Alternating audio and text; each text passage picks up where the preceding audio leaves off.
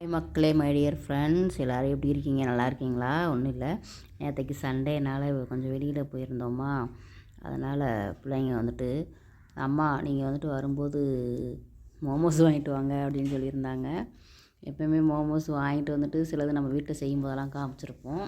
டேரெக்டாக அந்த கடையில் போய் வாங்குறது அப்படின்றது சரி நம்ம வீவர்ஸ்க்கு காமிக்கலாம் அப்படின்ட்டு.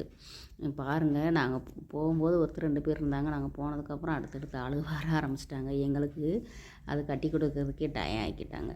சரி அந்த கேப்பை ஏன் சும்மா விடுவானே அப்படின்ட்டு பாருங்கள், கார சட்னி,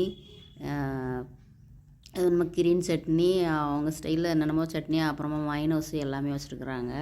ரொம்ப காரமாக ஒரு சட்னி, அப்புறமா காரம் கம்மியான ஒரு சட்னி, மின்ட் சட்னிலாம் இல்லை, மைனோஸ் வச்சுருக்குறாங்க. இவங்க வந்துட்டு நார்த் ஈஸ்ட்காரவங்க, இப்போ ஸ்டூடெண்ட்டுங்க மாதிரி இருந்துட்டு பண்ணுறது.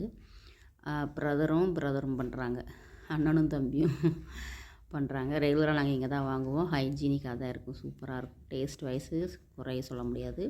பிள்ளைங்களுக்கு ரொம்ப பிடிக்கும் இங்கே வாங்கிட்டு வர்றது. நாங்கள் வேறு எங்கேயுமே வாங்க மாட்டோங்க, இங்கே தான் எங்கே வாங்குவோம்.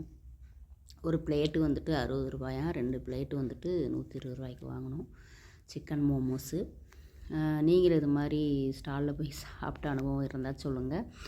நாங்கள் பசங்களோட போயிருந்தோம்னா பசங்க அங்கேயே சாப்பிடுவாங்க, வீட்டுக்கு வாங்கிட்டு வர மாட்டோம். இன்றைக்கி பசங்க வராதனால நாங்கள் மட்டும் போயிருந்தோமா, அதனால் 2 பிளேட் அங்கேயே வாங்கிட்டு வெயிட் பண்ணி ஒரே பிஸி, எனக்கு உனக்கு அப்படின்ட்டு வந்து நிற்கிறாங்க.